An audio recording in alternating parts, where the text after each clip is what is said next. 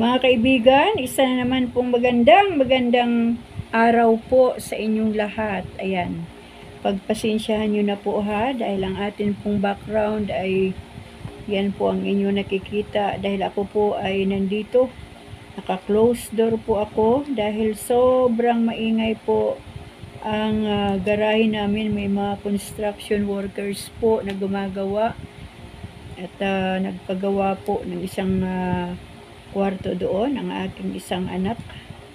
At ako po ay nandito sa kwarto ni Bunso sa dulo para hindi po masyadong maingay. Ngunit salamat sa ating Diyos mga kaibigan, dahil ngayong araw ay magbabasa na naman po ako ng salita ng Panginoon, at salamat ng marami sa mga nakikinig at nakakakita ng aking video. Salamat sa Diyos dahil wala naman po akong ibang inaasahan kundi ang Panginoon lamang, na nawa ay may makarinig o makakita ng aking YouTube channel para mapakinggan ang salita ng Diyos na aking binabasa o ibinabahagi dito sa mundo ni YouTube o sa social media. Ganon din po sa aking Facebook. Talagang ito po ay binabasa ko, inuunawa ako, at salamat sa banal na Espiritu Santo at ang Diyos na ang siyang bahala po na magpaunawa din sa inyo. Talagang sabi nga nila ay suntok sa buwan, ngunit kapag ang Diyos na ang nagkaloob sa puso ng isang tao para makinig ng salita ng Diyos, ay hindi po yun suntok sa buwan. Yun po ay kalooban ng ating Panginoon. Kaya mga kaibigan, muli ko po kayong inaanyayahan. Ngayon po ay nasa chapter 42 na po tayo ng Genesis. At pang-8 araw na po natin. Kaya kung kayo po ay may mga Bible na, ay simulan na po natin, at pagpasensyahan nyo po at late po ang aking oras ngayon. Sabi po dito sa chapter 42 ng Genesis, ang title po nito, Nagpunta sa Ehipto ang mga kapatid ni Jose. Napakaganda po ito mga kaibigan, ang kwentong ito. Nabalitaan ni Jacob na maraming pagkain sa Ehipto, kaya sinabi niya sa kanyang mga anak na lalaki, "Ano pa ang ginagawa ninyo? Pumunta kayo sa Ehipto at bumili agad ng pagkain upang hindi tayo mamatay sa gutom. Balita ko'y maraming pagkain doon." Pumunta nga sa Ehipto ang 10 mga kapatid ni Jose upang bumili ng pagkain. Si Benjamin, ang tunay na kapatid ni Jose, ay hindi na pinasama ni Jacob sa takot na mamatay ring tulad ni Jose. Kasama ng ibang taga-Kanaan, lumakad ang mga anak ni Israel upang bumili ng pagkain.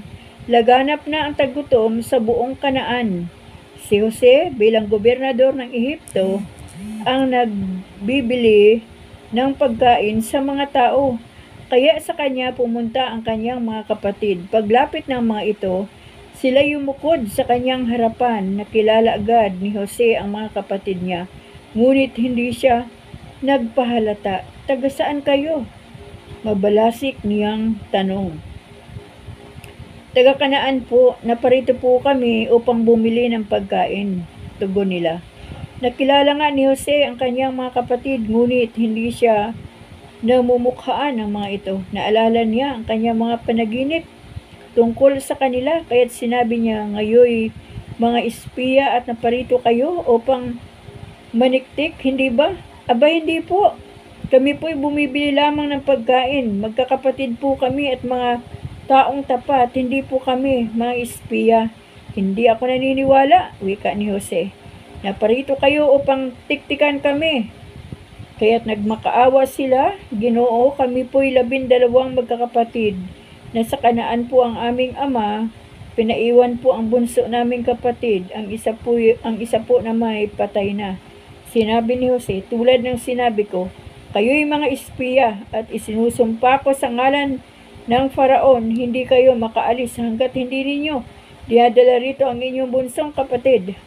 Hala, umuwi ang isa sa inyo at kunin siya, ang iba'y ikukulong dito hanggang hindi nyo napatunayan ang inyong sinasabi. Kung hindi nga espiya, kung hindi, mga espiya nga kayo. 3 araw niyang ikinulong ang kanyang mga kapatid. Pagsapit ng 3 araw, sinabi ni Jose sa kanila, "Ako'y may takot sa Diyos. Bibigyan ko kayo ng pagkakataong mabuhay. Kung gagawin ninyo ito, ang sabi ninyo'y tapat kayo, hindi ba kung gayon, isa lamang sa inyo ang ibibilanggo? Ang iba'y magdala ng mga pagkaing binili ninyo para sa inyong sambahayan. Ngunit bumalik kayo, agad nadala ang bunso ninyong kapatid. Dito ko malalaman na kayo'y nagsasabi ng totoo at hindi kayo sumang-ayon ang lahat." Pagkatapos, ang wika nila sa isa't isa, "Nagbabayad na tayo ngayon sa ginawa natin sa ating kapatid. Nakikita natin ang paghihirap ng kanyang kalooban roon, ngunit hindi natin pinansin ang kanyang pagmamakaawa, kaya tayo naman ngayon ang nasa kagipitan. Iyan na nga ba ang sinasabi ko sa wika ni Ruben? Nagsusumamo ako sa inyong huwag saktan ang bata, ngunit hindi kayo nakinig. Ngayon, pinagbabayad tayo sa kanyang kamatayan."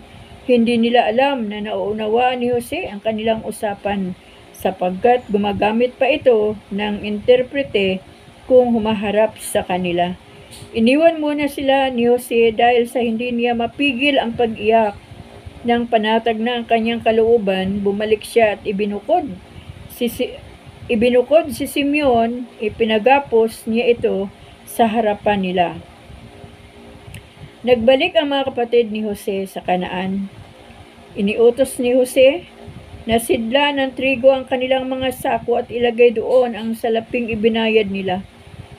Pinabigyan pa sila ng makakain habang daan. Nasunod na lahat ang utos ni Jose. Ikinarga ng magkakapatid sa mga asno ang kanilang biniling pagkain at sila'y umalis. Pagsapit ng gabi, tumigil sila upang magpahinga. Binuksan ng isa ang kanyang sako upang pakainin ang asno niya at nakita ang salapi sa loob ng sako. Napasigaw ito, "Ibinalik sa akin ang aking salapi, ito sa aking sako." Sa kanilang pagtataka na itanong ng isa't isa, ano ang ginawang ito sa atin ng Diyos. Pagsapit nila sa Kanaan, isinalaysay nila kay Jacob ang nangyari sa kanila. Sinabi nila, "Ama, napakabagsik pong magsalita ang gobernador sa Ehipto. Akalain ba naman ninyong pagbintangan pa kaming mga espiya? Sinabi po naming mga tapat na tao kami at hindi mga espiya.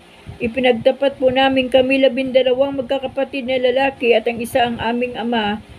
Sinabi pa namin na patay na ang isa naming kapatid at ang bunso na may kasama ninyo rito sa Kanaan. Pagkatapos po naming sabihin ito, akalain ninyong susubukan daw niya kung kami nagsasabi ng totoo?" Pinaiwan po niya si Simeon at pinauwi na kaming dala ang pagkaing aming binili. Ngunit mahigpit po ang bilin niya na bumalik kaming kasama ang aming bunsong kapatid. Katunayan kami nagsasabi ng totoo upang magagawa namin ito. Nangako po siyang palalayain si Simeon at pahihintulutan kaming magnegosyo sa kanyang bansa. Nang isali nila ang kanilang sako, nakita nila ang salaping kanilang ibinayad. Kaya't pati si Jacob ay natakot. Sinabi niya, "Iiwan ba ninyo akong mag-isa? Wala na si Jose, wala na rin si Simeon. Ngayon, gusto pa ninyong isama si Benjamin. Napakabigat namang pasan nito para sa akin." Sinabi ni Ruben, "Ama, kung hindi ko maibalik sa inyo si Benjamin, patayin na ninyo ang 2 kong anak. Ipaubaya ninyo sa akin si Benjamin at ibabalik ko siya." Ngunit sinabi ni Jacob, "Hindi ko mapapasama sa inyo ang aking anak. Patay na ang kanyang kapatid at siya na lamang ang nasa akin. Sa tanda ko ng ito, kung siya'y masasawi sa daan, hindi ko na mababata, mamamatay na rin ako." Chapter 43. Nagbala kay Jose ang Nagbalik kay Jose ang magkapatid na kasama si Benjamin. Lalong lumubha ang taggutom sa Kanaan nang maubos na ng sambahayan ni Jacob ang pagkaing binili sa Ehipto. Sinabi niya sa kanyang mga anak, "Bumili uli kayo ng pagkain sa Ehipto." Sinabi ni Judah sa kanya, "Mahigpit po ang bilin sa amin ng gobernador. Doon na huwag na kaming pakikita sa kanya kung hindi namin kasama ang kapatid naming bunso. Kung pasasamahin ninyo siya, bibili po kami ng pagkain doon. Kung hindi ninyo pa hihintulutan, hindi po kami makakapunta roon." Sinabi ni Israel, "Bakit ba naman? Sinabi pa ninyong mayroon pa kayong ibang kapatid. Ako ang pinahihirapan ninyo sa nangyaring ito." Nagpaliwanag sila. "Inusisa pong mabuti ang ating sambahayan. Itinatanong sa amin kung mayroon pa kaming ama at iba pang kapatid. Sumagot po lamang kami sa kanyang tanong. Hindi po namin alam na pati si Benjamin ay pipiliting iharap namin sa kanya. Kaya sinabi ni Judah kay Israel, "Ama, mamamatay tayo ng gutom. Pasamahin na ninyo si Benjamin at nang makaalis na kami, iginagarantiya ko ang aking buhay. Ako po ang bahala sa kanya. Kung hindi ko siya maibalik ng walang kapansanan, ako ang buntunan ninyo ng sisi. Kung hindi ninyo kami pinaghintay ng matagal, marahil ay 2 balik na ang nagawa namin ngayon." Sinabi ni Israel, "Kung iyon ang mabuti, payag na ako. Kung magdala kayo ng handog sa gobernador, kaunting balsamo, pulot pukyutan, astragalo, laudano, alponsigo at almendro at ihandog ninyo sa gobernador. Dublihin ninyo ang dalang salapi sapagkat kailangan ninyong ibalik ang salaping inilagay niya sa inyong mga sako. Maaring isang pagkakamali lamang iyon. Isama na ninyo ang inyong kapatid at lumakad na kayo. Loobin nawa ng Diyos na makapangyarihan sa lahat, nakahabagan kayo ng taong iyon upang mabalik sa akin si Simeon at si Benjamin. Kung hindi man sila maibalik, handa na ang loob ko." Nagdala nga sila ng mga kaloob at salaping dapat dalhin at nagbalik sa Ehipto kasama si Benjamin. Nang makita ni Jose si Benjamin, iniutos niya sa aliping na mamahala sa kanyang tahanan, "Isama mo sila sa bahay, magpahanda ka ng pagkain at sila'y kasalo ko mamayang tanghali."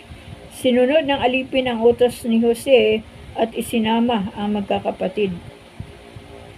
Natakot sila nang sila dalhin sa bahay ni Jose sa loob nila. "Marahil dinala tayo rito dahil sa salaping ibinalik sa ating mga sako. Nang una tayong pumarito, maaring bigla na lamang tayong dakpin, kunin ang ating mga asno at tayo'y gawing mga alipin." Kaya't nilapitan nila ang katiwala ni Jose at kinausap sa may pintuan ng bahay nito. Sinabi nila, "Ginoo, galing na po kami ritong minsan at bumili ng pagkain. Nang kami nagpahinga sa daan, binuksan namin ang aming mga sako at nakita sa loob ang lahat ng salaping ibinayad namin sa pagkain. Hito po't dala namin para ibalik sa inyo. May mga dala po kaming bukod na pambili ng pagkain. Hindi po namin alam kung sino ang naglagay sa mga sako ng salaping iyon." "Huwag kayong mag-alala," sabi ng alipin. "Huwag kayong matakot. Ang Diyos ng inyong ama ang naglagay ng salaping iyon. Tinanggap ko na ang inyong kabayaran sa binili ninyong una." Inilabas ng katiwala si Simeon at isinama sa kanila. Sila'y pinapasok ng katiwala sa bahay ni Jose. Pinaghugas ng mga paa at pinakain ang kanilang mga asno. Pagkatapos, inilabas ng magkakapatid ang kanilang handog para ipagkaloob kay Jose pagdating nito. Narinig nilang doon sila nagsasalo-salo. Pagdating ni Jose, yumukod silang lahat at sa kanyang harapan at ibinigay ang dala nilang handog. Kumusta sila ni Jose at kinumusta sila ni Jose at pagkatapos itinanong, kumusta naman ang inyong ama? Malakas pa ba siya? Ginoo, buhay pa po siya at malakas, tugon nila. At sila'y lumuhod at yumukod na muli sa harapan niya. Pagkakita ni Jose kay Benjamin, siya ay nagtanong, ito ba ang sinasabi ninyong bunsong kapatid? Pagpalain ka ng Diyos. Hindi mapaglabanan ni Jose ang kanyang damdamin at halos siya ay mapaiyak dahil sa pagkakita sa kanyang kapatid. Kaya siya pumasok sa kanyang silid at doon umiyak nang mapayapa na niya ang kanyang kalooban. Naghilamos siya, lumabas, nagpahain ng pagkain. Si Jose ipinaghaing mag-isa sa isang misa at ang kanyang mga kapatid ay sa ibang misa. Magkakasalo naman ang mga Ehipsyo sapagkat ikinahiya nilang makasalo ang mga Hebreo. Kasama ni Jose ang kanyang mga kapatid na sunod-sunod ang pagkaupo ayon sa gulang. Nagkatinginan sila at takang-taka. Sa gayong pagkakaayos ng kanilang upo, idinudulot mula sa mesa ni Jose ang pagkain nila at 5 ibayo ang pagkain idinulot kay Benjamin. Masaya silang kumain at nag-inuman. Chapter 44 na po tayo. Ang kupang nawawala. Inutusan ni Jose ang kanyang katiwala. Excuse po. Punuin mo ng trigo ang kanilang mga sako at bago mo sarhay ilagay mo ang salaping ibinayad nila. Sa sako na pinakabunso, ilagay mo pa ang aking inumang pilak. Tinupad naman ng katiwala ang iniutos sa kanya. Kinabukasan, maaga pa'y umalis na ang magkakapatid sakay ng kanilang mga asno. Hindi pa sila nakakalayo sa lungsod. Inutusan ni Jose ang kanyang katiwala, habulin mo ang mga taong iyon at sabihin mo sa kanila, bakit naman ganoon ang iginanti ninyo sa kabutihang ipinakita namin sa inyo? Sukat na pag-interesan pa ninyo ang inumang pilak. Iyon ang iniinuman ng aking Panginoon at siya rin niyang ginagamit sa panghuhula. Kakilakilabot iyang ginawa ninyo. Inabutan sila ng katiwala at gayon nga ang sinabi sa kanila. Sumagot naman sila, ano pong ibig ninyong sabihin? Bakit kayo nagsalita ng ganyan? Ni sa pag-iisip, hindi namin magagawa iyan. Nakita naman ninyo, nakarating na kami sa Kanaan. Gayon may binalik pa rin namin sa inyo ang salaping natuklasan namin sa loob ng aming sako. Bakit kami magnanakaw ng pilak o ginto sa tahanan ng inyong Panginoon, Ginoo? Ang sinuman sa aming kakitaan ng inumang sinasabi nyo ay dapat mamatay at alipin ninyo kaming lahat. At alipinin ninyo kaming lahat. Mabuti, tugon ang katiwala. Basta kung kanino makita ang kupa, siya ay gagawing alipin. Makalalaya na ang iba. Ibinaba nila ang kanilang mga sako at pinagbubuksan. Isa-isang hinalughog ng katiwala mula sa pinakamatanda hanggang sa pinakabata at natagpuan ang kupa sa sako ni Benjamin. Ginahak nila ang kanilang damit sa tindi ng kalungkutan. Ikinargang muli sa asno ang kanilang sako at bumalik sa lungsod. Nasa bahay pa si Jose nang magbalik si Judah at ang kanyang mga kapatid. Pagdating doon, sila yumukod sa kanyang harapan. Sinabi ni Jose, ano itong ginawa ninyo? Hindi ba ninyo alam na marunong akong maghula? Wala kayong maitatago sa akin. Wala na po kaming masasabi, tugon ni Judah. Wala po kaming katwiran sa mga pangyayari. Diyos na po ang nagbunyag ng aming pagkakasala, kaya hindi lamang ang kinakakitaan ng kupa, kundi lahat kami alipin na ninyo ngayon. Sinabi ni Jose, hindi ko gagawin iyon. Ang kinakitaan lamang ng kupa ang gagawin kong alipin. Ang iba ay makauuwi na sa inyong ama. Nagmakaawa si Judah. Lumapit si Judah kay Jose at ang wika, nakikiusap po ako, Ginoo. Kung inyong mararapatin, huwag sana ninyong ikagagalit ang palagay ko sa inyo para na kayong Faraon. Ginoo, tinanong ninyo kung mayroon pa kaming ama at kapatid. Ang tugon po namin ay may ama kaming matanda na at bunsong kapatid na anak niya sa katandaan. Sinabi pa naming patay na ang kapatid nito at siya na lamang ang buhay na anak ng kanyang ina. Kaya't mahal na mahal siya ng aming ama. Iniutos ninyong dalhin namin siya rito upang inyong makita. Ipinaliwanag po naming mahirap ilayo sa aming ama ang bata sapagkat maaaring ikamatay niya ito. Ang wika naman ninyo, hindi ninyo kami tatanggapin dito kung hindi namin siya maiharap sa inyo. Ang lahat ng ito'y sinabi namin sa aming ama nung umuwi kami. Muli kaming inutusan ng aming ama na pumarito upang bumili ng pagkain. Ipinaalala namin sa kanya na hindi ninyo kami tatanggapin kung hindi kasama ang bunso naming kapatid. Sinabi po niya sa amin, alam naman ninyo na dalawa lamang ang anak ng kanilang ina. Wala na ang isa, maaring niluray ng mabangis na hayop at kung ang natitira isasama pa ninyo, maaring mamatay ako sa dalamhati. Ang buhay po ng aming ama ay karugtong na ng buhay ng bata. Kaya kung babalik kami na hindi ito kasama, pihong siya'y mamamatay. Matanda na po siya at maaring ako ang bagsakan ng sisi kung siya'y mamatay. Ang isa pa'y iginarantiya ko ang aking buhay para sa bata. Sinabi ko po na kung siya'y hindi na maibabalik, ako ang buntunan niya ng sisi. Kaya kung papayag kayo, ako na ang alipinin ninyo sa halip ng aking bunsong kapatid. Pahintulutan na ninyong isama siya ng iba kong mga kapatid. Hindi po ako makauuwi kung hindi kasama si Benjamin. Hindi ko po mababata ang matinding dagok na darating sa aming ama kung iyon ang mangyayari. Chapter 45. Nagpakilala na si Jose. Hindi mapigil ni Jose ang kanyang damdamin, kaya pinaalis niya ang kanyang mga tagapaglingkod. Nang sila na lamang ang naroon, ipinagtapat ni Jose sa kanyang mga kapatid kung sino siya. Sa lakas ng kanyang iyak, narinig siya ng mga Ehipsyo. Kaya't ang balita'y mabilis na nakarating sa palasyo. Ako si Jose. Ang pagtatapat niya sa kanyang mga kapatid, buhay pa bang talaga ang ating ama? Nagulantang sila sa kanilang narinig at hindi nakasagot.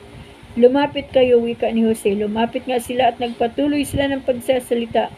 Ako nga si Jose, ang inyong kapatid na ipinagbili ninyo sa Ehipto. Ngunit huwag na ninyong ikalulungkot ang nangyari. Huwag ninyong sisihin ang inyong sarili sa ginawa ninyo sa akin. Ang Diyos ang nagpadala sa akin dito upang iligtas ang inyong buhay. 2 taon pa lamang ang taggutom na nakakaraan, 5 pa ang darating at walang aanihin sa mga bukirin. Pinauuna ako rito ng Diyos upang huwag malipol ang ating lahi. Dinala niya ako rito upang marami ang maligtas, kaya hindi kayo, kundi ang Diyos ang nagpadala sa akin dito. Ginawa niya akong tagapayo sa Paraon, tagapangasiwa ng kanyang sambahayan at tagapamahala ng buong Ehipto. Sinabi pa ni Jose, bumalik kayo agad sa ating ama at ibalita ninyo na ako ang pinamamahala ng Diyos sa buong Ehipto. Sabihin ninyong pumarito agad sa lalong madaling panahon. Doon siya titira sa lupain ng Gosen para mapalapit sa akin. Ang lahat niyang mga anak, mga apo, mga tupa, kambing, baka at lahat ng inyong ari-arian ay kanyang dalhin. Doon mapapangalagaan ko kayo. 5 taon pa ang taggutom at hindi ko gustong makita ang sinuman sa inyo na nagdarahop. Hindi na ikakaila sa inyo ngayon, maging kay Benjamin kung sino ang kausap ninyo. Ibalita ninyo sa ating ama kung sino ako sa Ehipto at sabihin ninyo lahat ang inyong nakita. Hihintayin ko siya sa lalong madaling panahon. Umiiyak niyang niyakap si Benjamin at ito na may umiyak ding yumakap kay Jose. Patuloy siyang umiiyak habang isa-isang hinahagkan ang ibang kapatid. Nakakaiyak, no, mga kaibigan?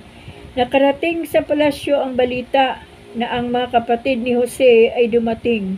Ikinagalak ito ng Faraon at ng kanyang mga kagawad. Sinabi ng Faraon kay Jose, pakargahan mo ng pagkain ang mga hayop ng iyong mga kapatid at pabalikin mo sila sa Kanaan. Sabihin mong, dalhin dito ang inyong ama at ang buong sambahayan nila. Ibibigay ko sa kanila ang pinakamatabang lupain upang malasap nila ang masaganang pamumuhay rito. Sabihin mo ring magdala na sila ng mga sasakyan para magamit ng kanilang mga asawa at mga anak paglipat sa Ehipto. Huwag na nilang panghinayangang iwanan ang kanilang ari-arian doon, sapagkat ang pinakamabuting lupain dito ang ibibigay ko sa kanila.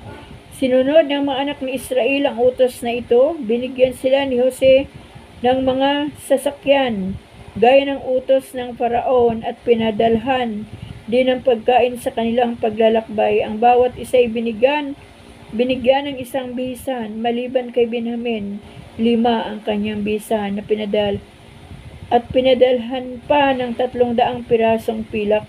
Pinadalhan niya ang kanyang ama ng pinakamabuting produkto ng Ehipto, karga ng 10 asno. 10 asno rin ang may kargang trigo, tinapay at iba't ibang pagkain upang mabaon ng kanilang ama sa paglalakbay.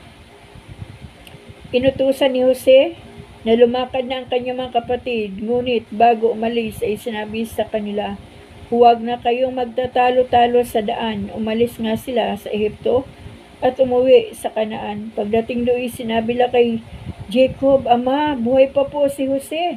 Siya ngayon ang namamahala sa buong Ehipto. Natigilan si Jacob.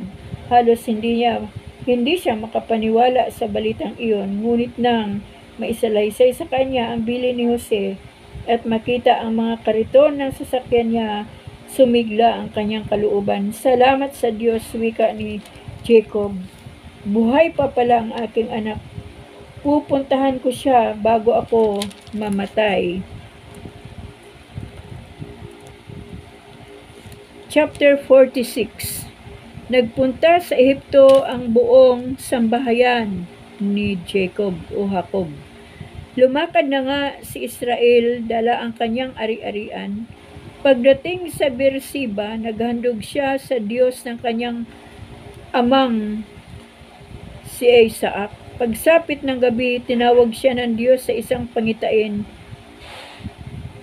Jacob, Jacob. Nakikinig po ako, tugon niya. Ako ang Diyos ng iyong ama, wika sa kanya. Huwag kang matakot na pumunta sa Ehipto. Doon ang lahi mo'y magiging isang malaking bansa. Sasamahan ko kayo roon at ibabalik na muli rito na sa piling mo si Jose pag ikaw ay namatay. Mula sa Beersheba, naglakbay si Jacob. Siya at ang kanyang mga apo at mga manugang ay isinakay sa kanyang mga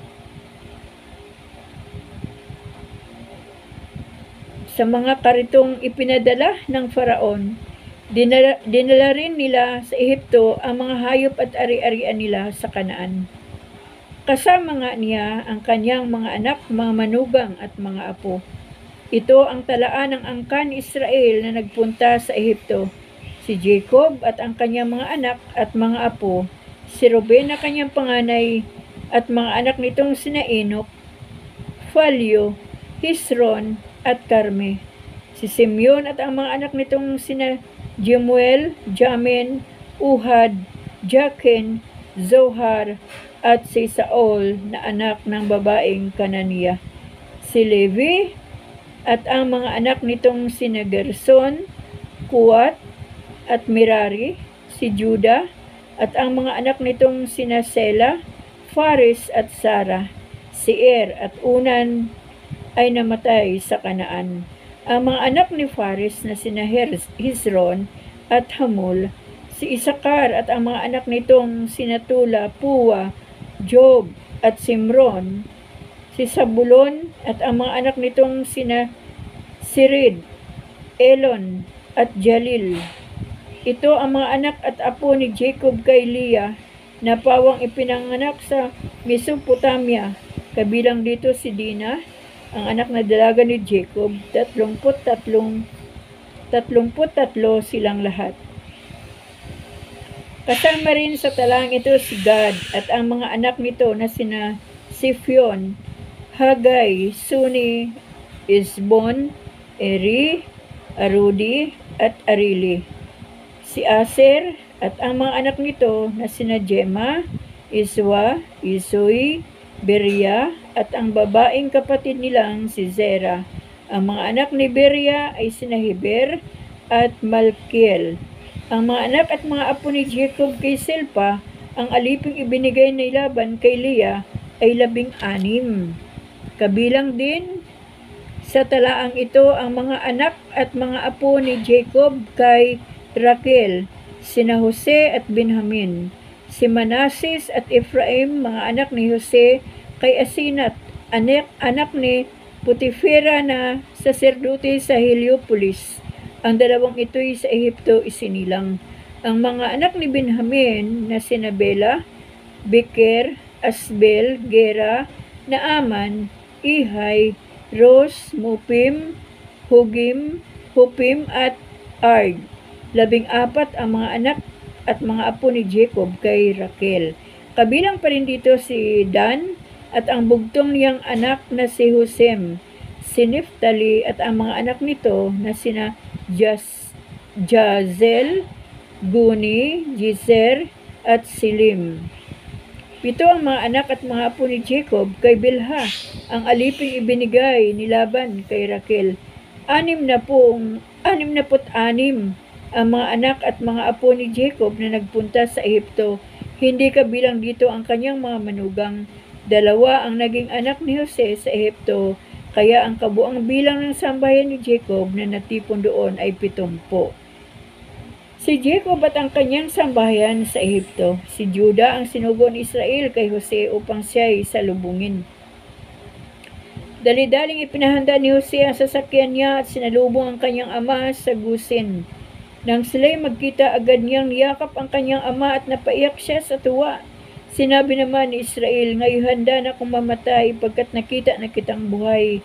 Sinabi ni Jose sa kanyang mga kapatid at sa buong sambahayan ni Jacob, "Ibabalita ako sa Paraon na dumating na kayo buhat sa Kanaan. Sasabihin kong kayo'y mga pastol, dala ninyo ang inyong mga kawan at lahat ninyong ari-arian. Kung ipatawag kayo ng Faraon at tanungin kung ano ang inyong gawain, sabihin ninyong kayo'y mag-aalaga ng mga baka buhat sa pagkabata, tulad ng inyong mga ninuno. Sa gayon, makapananahan kayo sa lupain ito." Ganito ang sabi niya, sapagkat ang mga taga-Ehipto'y namumuhi sa mga pastol. Chapter 47. Isinama ni Jose ang 5 sa kanyang mga kapatid at napunta sa Faraon. Sinabi niya, "Dumating na po ang aking ama't mga kapatid buhat sa Kanaan, dala ang kanilang mga kawan at lahat ng ari-arian. Naroon po sila ngayon sa Gusin at iniharap niya sa Faraon ang kanyang mga kapatid. Tinanong sila ng Faraon, 'Ano ang trabaho ninyo?' 'Kami po'y mga pastol tulad ng aming mga ninuno.' Tugon nila, 'Napadako po kami rito sapagkat sa amin sa Kanaan ay wala na kaming mapagpastulan. Kung maaari po, doon na ninyo kami patirahin sa lupain ng Gusin." Sinabi ng Faraon kay Jose, "Narito na ang iyong ama at mga kapatid, yamang ikaw ang namamahala sa buong Ehipto. Ibigay mo sa kanila ang pinakamainam na lupain. Doon mo sila patirahin sa Gusin. Kung may mapipili kang mahusay na pastol, sila ang pamahalain mo sa aking mga kawan." Isinama ni Jose ang kanyang ama sa paglayo at pagdating dooy, binasbasa ni Jacob ang Faraon. Ilang taon na kayo? Tanong ng Faraon kay Jacob. Sumagot siya, "Ako po ay 113 taon na. Maikli at mahirap ang aking naging buhay dito sa lupa, malayong malayo sa naging buhay ng aking mga ninuno." Matapos magpaalam sa Faraon, umalis na si Jacob sa utos ng Faraon. Ibinigay ni Jose sa kanyang ama at mga kapatid ang pinakamabuting lupain ng Rameses sa bansang Ehipto. Ang buong sambahayan ni Jacob hanggang sa kalitliitan ay kinalinga ni Jose. Ang pamamahala ni Jose sa panahon ng taggutom. Nang maubos na ang pagkain sa buong Kanaan at Ehipto, ang mga tao'y hirap na sa gutom. Kay Jose bumibili ng pagkain ang lahat. Tinitipon naman ni Jose ang pinagbilhan at niadala sa kabangyaman ng Faraon. Dumating ang panahong wala nang maibayad ang mga tao, kaya't sinabi nila kay Jose, "Mamamatay kami ng gutom, bigyan mo kami ng pagkain." Kung wala na kayong salapi, wika ni Jose, hayop na lamang ang ipalit ninyo sa pagkain ibibigay ko sa inyo. At gayon nga ang kanilang ginawa, ipinagpalit nila ang kanilang mga kabayo, tupa, kambing, baka at asno sa pagkain kinukuha nila. 1 taon silang binibigyan ni Jose ng pagkain bilang kapalit ng mga hayop. Nang sumunod na taon, lumapit na naman sa kanya ang mga tao. Sinabi nila, "Hindi namin maikakaila sa inyo kamahalan na ngayon ubos na ang lahat ng naming salapi at mga hayupan. Wala na pong nalalabi sa amin kundi ang aming katawan at bukirin. Kaya tulungan naman ninyo kami. Huwag ninyo kaming hayaang mamatay ng gutom at matiwangwang ang aming lupain. Bigyan niyo kami ng makakain at binhing pananim nang kami huwag mamatay. Payag na po kami maging alipin ng Faraon at masangla sa kanya ang aming lupain." Nangyari nga ito, kaya't nakuha ni Jose para sa Faraon ang lahat ng lupain ng mga taga-Ehipto. Dahil sa tindi ng tagutom noon, ang lahat ng tao sa Ehipto ay naging alipin ng Faraon. Ang hindi lamang nabili ni Jose ay ang lupain ng mga saserdote, sapagkat ang mga ito ay may sapat na sustento ng Faraon. Sinabi ni Jose sa mga tao, "Ngayon nabili ko na kayo at ang inyong mga lupain para sa Faraon. Bibigyan ko kayo ng binhing itatanim. Ibibigay ninyo sa Faraon ang 5 bahagi ng inyong aanihin. Inyo na ang malalabi para itanim uli at maging pagkain ng inyong sambahayan." Sumagot ang mga tao, "Napakabuti ninyo sa amin. Iniligtas ninyo kami. Handa po kaming maglingkod sa Faraon." Mula noon, ginawang batas ni Jose sa lupain ng Ehipto na ang 5 bahagi ng ani ay para sa Faraon. Umiiral pa hanggang ngayon ang batas na ito, maliban sa lupa ng mga saserdote, pagkat ito'y hindi saklaw ng Faraon. Huling habilin ni Jacob. Ang mga Israelita ay yumaman sa Ehipto at dumami ang kanilang lahi. 17 taong tumira roon si Jacob at umabot siya na 147 na taon. Nang maramdaman niyang malapit na siyang mamatay, tinawag niya si Jose at sinabi, "Ilagay mo sa pagitan ng aking mga hita ang iyong kamay at ipangako mong magiging tapat ka sa akin at hindi mo ako ililibing sa Ehipto. Ipipisan mo ako sa libingan ng aking mga magulang. Masusunod po ang nais ninyo." Tugon ni Jose. Sinabi ni Jacob, "Kung gayon, sumumpa ka sa akin." Nanumpa nga si Jose at si Jacob ay yumuko sa may pulunan ng higaan. Chapter 48. Binasbasan ni Jacob sina Ephraim at Manases. Nabalitaan ni Jose na may sakit ang kanyang ama, kaya isinama niya ang 2 anak na lalaki, sina Manases at Ephraim, at dinalaw ang matanda. Nang sabihin kay Jacob na dumating si Jose, nagpilit siyang bumangon at naupo sa kanyang higaan. Sinabi niya kay Jose, "Nang ako'y nasalos, napakita sa akin ang Diyos sa makapangyarihan sa lahat at binasbasan ako. Sinabi niya na darami ang aking mga anak, ano pat ang aking lahi ay magiging isang malaking bansa at ibibigay niya sa kanila ang lupaing iyon habang panahon. Ang 2 mong anak na isinilang dito sa Ehipto bago ako dumating ay ibibilang sa aking mga anak, kaya tulad ni Ruben at Simeon, sina Ephraim at Manases ay magiging tagapagmana ko rin. Ngunit ang susunod mong mga anak ay mananatiling iyo at ibibilang na lamang sa lipi ng 2 nilang kapatid. Ipinasya ko ito alang-alang kay Raquel na iyong ina. Nang pabalik ako buhat sa Mesopotamia, namatay siya sa Kanaan, malapit sa Efrata, at dinamdam ko ng labis ang kanyang pagpanaw. Doon ko na siya inilibing. Ang Efrata ay ang Bethlehem. Pagkakita ni Israel sa mga anak ni Jose, tinanong ito ba ang iyong mga anak? Opo, sila po ang pinagkaloob sa akin ng Diyos dito sa Ehipto, tugon niya. Sinabi ni Israel, ilapit mo sila sa akin at babasbasan ko. Halos hindi na makakita noon si Israel dahil sa kanyang katandaan, at inilapit nga ni Jose ang kanyang mga anak at sila'y niyakap at hinagkan ng matanda. Sinabi ni Israel kay Jose, wala na akong pag-asa makikita pa kita ngayon. Nakita ko pati iyong mga anak. Inalis ni Jose ang mga bata sa kandungan ni Israel at yumuko siya sa harapan nito. Pagkatapos, inilapit niya sa matanda ang dalawang bata, si Ephraim na sa gawing kaliwa at si Manasseh sa gawing kanan nito. Ngunit pinagkuros ni Jacob ang kanyang mga kamay at ipinatong ang kanan sa ulo ng nakababatang si Ephraim at ang kaliwa sa ulo ni Manasseh at ang isa'y binasbasan. Pagpalain nawa kayo at palaging subaybayan ng Diyos at tinalima ni Isaac at ni Abraham, ninyong Diyos na sa akin nangangalagat na pumapatnubay, simula sa pagkabata magpahanggang ngayon paman, at pati na yung anghel na sa akin ay nagligtas.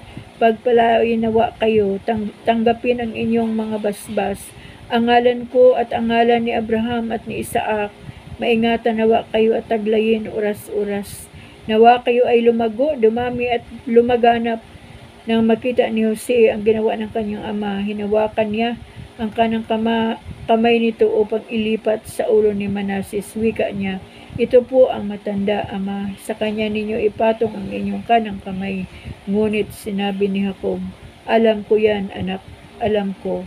Alam kong magiging dakila si Manasseh, pati ang kanyang mga anak. Ngunit lalong magiging dakila ang nakababata niyang kapatid. Ang kanyang lahi ay magiging dakilang mga bansa. Sinabi pa niya ito, yaong mga Israelita sa Diyos ang hihilingin. Yamang kayo'y pinagpala, sila may pagpapalain din. Sa kanilang kahilingan ganito ang sasabihin, kayo nawa ay matulad kay Ephraim at Manasseh. Iyan ang nangyari kung paano nauna si Ephraim kay Manasseh.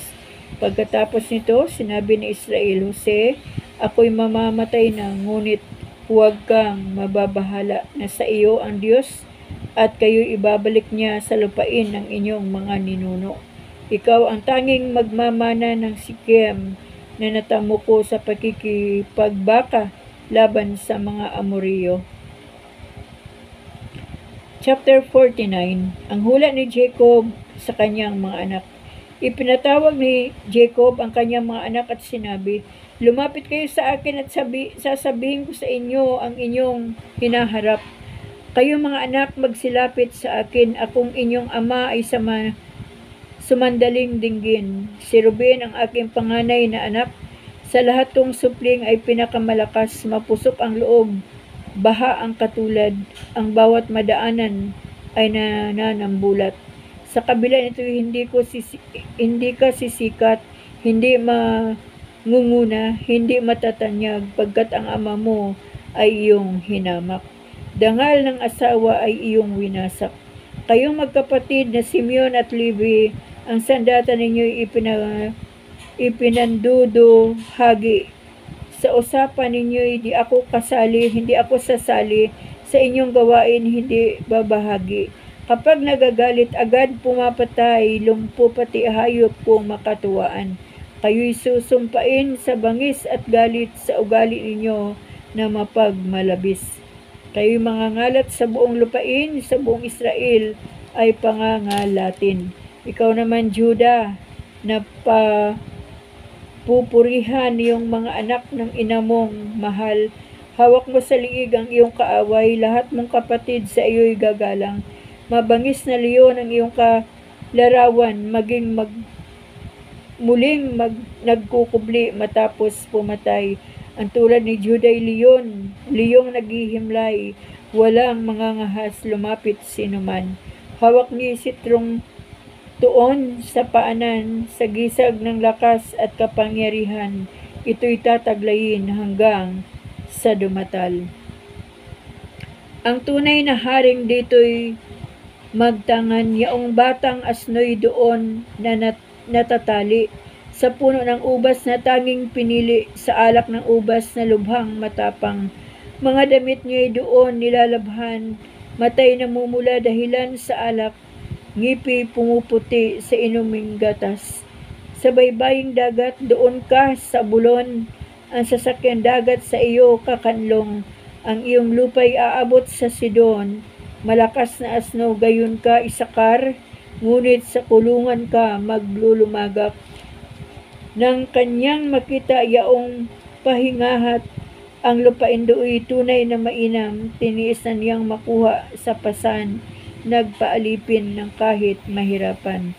Si Dan ay magiging isang pangunahin, katulad ng ibang puno ng Israel, ahas na mabagsik sa tabi ng daan, na handang tuklawin kabayong daratal upang maihulog yaong taong sakay. Sa pagliligtas mo, O Diyos, maghihintay, haharangin ni God ng mga tulisan. Haharangin si God ng mga tulisan, lalabanan niya at magtatakbuhan. Ang bukid ni Asir ay pag-aanihan ng mga pagkain ng taong marangal. Si Neftali naman ay tulad ng usa, malayat at dalang balita ay maganda. Si Jose ay asno ang nakakaparis, mailap na asno sa tabi ng batis, kabayong mailap sa may bundok libis, mga ngaso ang nagpapahirap, pinahabol siya ng palasot sibat, subalit nawasak ang kanilang busog, matipunong bisig ay ng hinang lubos. Ang dahilan nito ay ang Diyos ni Jacob, Diyos ng inyong amay, siyang sasaklulo, ang dakilang Diyos magbabasbas sa inyo, magbuhat sa langit, bubuhos ang ulan.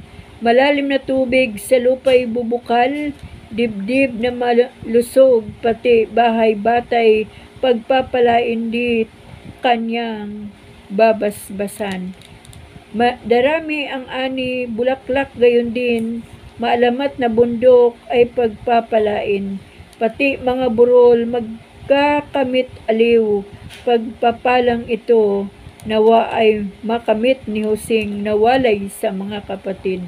Tulad ni Benjami, lubong pumapatay, sumisira ito ng inaalmusal, kung gabi ang huli pinaghahatian, ito ang 12 anak ni Israel at gayon sila pinagpala ng kanilang ama, gayon sa magiging hinaharap nila. Grabe po si Israel o grabe po si Jacob sa kanyang mga anak. Binasbasan niya na po, ano po mga kaibigan. Tapusin na po natin itong chapter 50. Ito po yung karugtong ng chapter 49.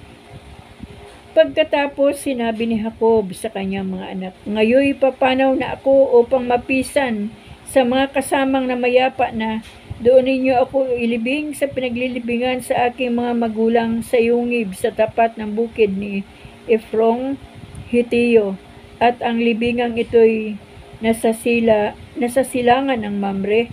Sa may Kanaan, binili iyon ni Abraham at doon siya inilibing, pati ang kanyang asawang si Sarah.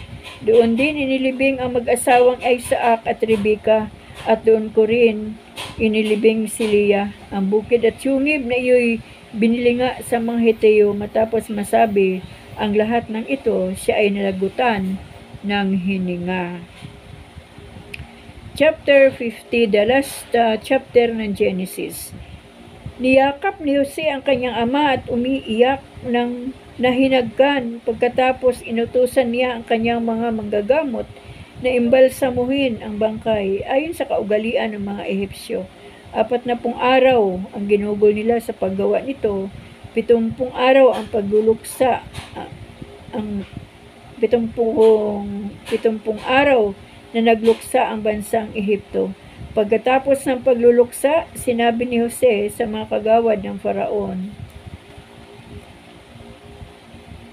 "Pakisabi nga ninyo sa Faraon na hiniling ng aking ama bago namatay, na doon ko siya ilibing sa libingan ng kanyang inihanda sa Kanaan at aking naipangakong susundin ko ang kanyang bilin. Kaya humingi ako ng pahintulot na dalhin ko roon ang kanyang bangkay at babalik agad ako pagkatapos." Sumagot ang Faraon, "Lumakad ka na at ilibing mo siya ayon sa iyong pangako sa kanya." Sumama kay Jose para magipaglibing ang lahat ng kapatid at ang lahat ng kagawad ng Faraon, ang mga may matataas na katungkulan sa palasyo at ang mga kakilalang mamamayan sa buong Ehipto.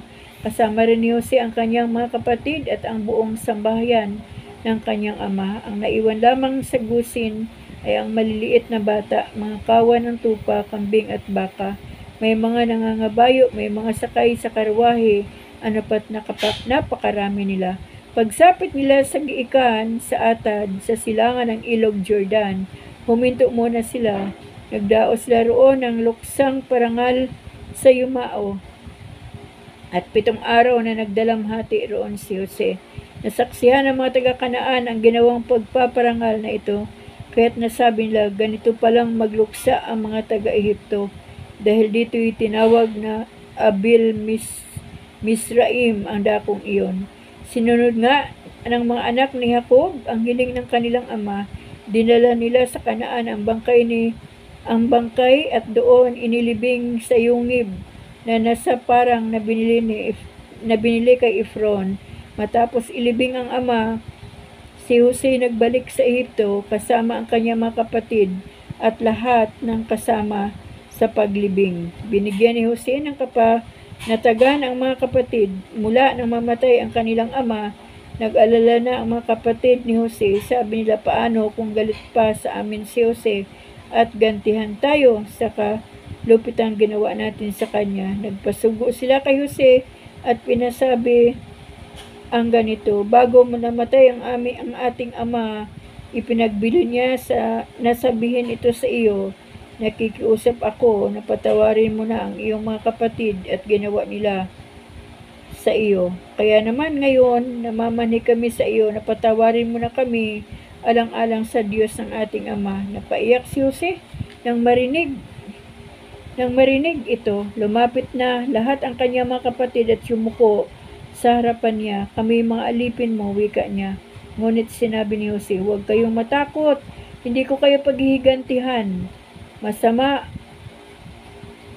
nga ang inyong ginawa sa akin, subalit ipinahintulot iyon ng Diyos para sa kabutihan at dahil dooy naligtas ang marami. Kaya huwag na kayo mag-alala, ako ang bahala sa inyo at sa inyong mga anak. Pagkarinig nito, napanatag ang kanilang kalooban. Ang pagkamatay ni Jose. Nanatili nga si Jose sa Ehipto kasama ang kanyang mga kapatid. Umabot siya ng 110 na taon bago namatay. Inabot pa siya ng mga apo ni Ephraim, gayon din ang mga apo niya kay Makir na anak ni Manases. Ang mga ito'y kinalong pa niya ng isilang. Sinabi niya sa kanyang mga kapatid, malapit na akong mamatay, ngunit huwag kayong mag-alala. Iingatan kayo ng Diyos at ibabalik sa lupaing ipinangako niya kina Abraham, Isaac at Jacob. Pagkatapos, ipinagbili niya sa mga anak ng Israel ang gagawin sa kanyang bangkay, wika niya, isumpa ninyo sa akin na pag kayo'y nilingap na ng Diyos at inialis sa lupaing ito, dadalhin ninyo ang aking mga buto. Namatay nga si Jose sa gulang na 110 na taon, siya'y inimbalsamo sa Ehipto at inilagay sa isang kabaong. Purihin po ang ating Diyos, mga kapatid. Pagpasensyahan nyo na, inabot na po tayo ng almost 1 hour dahil tinapos na po natin ang Genesis, ang aklat po ng Genesis. At bukas po ay magsisimula po tayo sa Exodo. Maraming salamat po sa inyong lahat mga kaibigan. Higit sa lahat, maraming salamat sa ating Diyos dahil ngayon ko po napatunayan sa aking sarili na hindi po pala ganun kadali magbasa ng salita ng Diyos na tuloy-tuloy araw-araw na halos ang 50th chapter po ay tinapos lamang po natin sa 8 araw. Salamat sa kalakasan na ibinigay sa atin ng Panginoon. Mga kapatid, mga kaibigan, hanggang dito ko po tatapusin ang aking pagbabasa. Tapos na po tayo sa book of Genesis at bukas po ay sa Exodo na. Pagpalain po tayong lahat ng ating Panginoon na nawa ay maunawaan natin ang bawat pinaparinggan natin o pinapakinggan natin na salita ng Diyos at ang bawat binabasa natin. Salamat kay Yahweh sa kanyang kabutihan. Salamat sa Diyos. Salamat sa ating Panginoong Hesukristo. Salamat sa banal na Espiritu Santo. Amen.